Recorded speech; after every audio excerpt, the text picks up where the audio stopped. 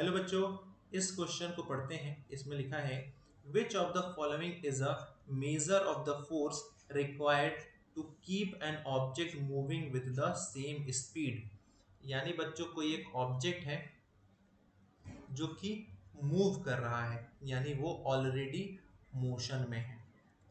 ठीक है, अब हमें पता है कि कोई ऑब्जेक्ट मूव कर रहा है, किसी सरफेस पर मूव कर रहा होगा, यानी अपोजिट डायरेक्शन में एक पक्की सी बात है, फ्रिक्शन फोर्स लग रहा होगा।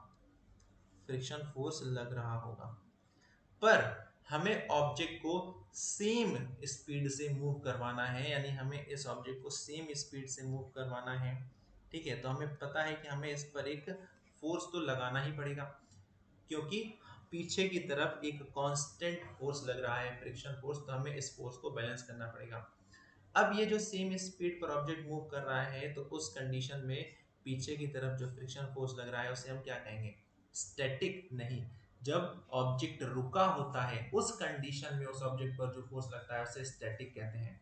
लिमिटिंग यानी ऑब्जेक्ट रुका हुआ है और जस्ट स्टार्ट करने वाला है मूव करना, यानी मूव करना स्टार्ट करने ही वाला है, उस पॉइंट पर जो मैक्सिमम वैल्यू होती है स्टैटिक फ्रिक्शन की वो कहलाती है लिमिटिंग फ्रिक्शन। पर ऑब्जेक्ट ऑलरेडी मोशन में है और उस कंडीशन में ऑब्जेक्ट पर जो फ्रिक्शन फोर्स लगता है उसे स्लाइडिंग फ्रिक्शन कहते हैं। तो इस क्वेश्चन में जो पूछा गया है which of the following is a measure of the force required to keep an object moving with the same speed, तो वो हो जाएगा बच्चों स्लाइडिंग फ्रिक्शन। आई होप आपको ये क्वेश्चन और इसका आंसर अच्छे से समझ में आ गया है। Thank you very much.